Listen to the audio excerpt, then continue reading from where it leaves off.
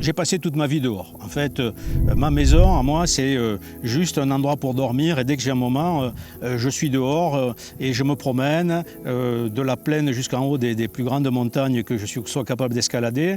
Et tous les jours, tous les mois, tous les ans, je vois bien une érosion de la biodiversité. Je vois des plantes qui disparaissent. Je vois des biotopes qui sont détruits, presque ravagée à grands coups de pelle mécanique et avec elle, toute la biodiversité qui va avec qui disparaît. Et ça, c'est une constante que j'ai pu constater dans les nombreux pays dans lesquels j'ai voyagé. Quoi qu'il arrive, l'homme, s'il ne se maîtrise pas, produit des destructions de son environnement. Et donc, à un moment, j'ai eu envie de vraiment faire quelque chose parce que comme ça, on ne peut pas continuer. Et donc, j'ai vendu mon entreprise et tout l'argent que j'en ai tiré, il est consacré aujourd'hui, avec tout mon temps, à la protection de l'environnement. Deux exemples marquants.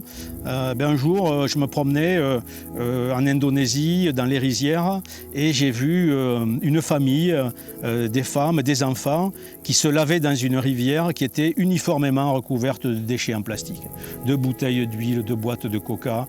Et je me suis dit, c'est pas possible. Il devrait y avoir une rivière avec des poissons. Et là, il y a des gens qui se baignent, qui remplissent ça de savon et qui finalement se lavent dans un égout. Et puis ici, tout simplement, ici, il y a une tourbière qui est rare. C'est une des tourbières bombées les plus exceptionnelles de France et d'Europe.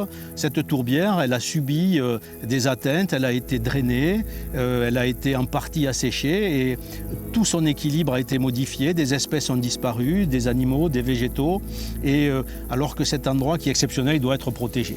Et donc, ces deux petits exemples, ils m'ont fait dire un jour, ça suffit, arrête de te plaindre, tu passes à l'action et le boulot, tu vas le faire, quoi. Voilà.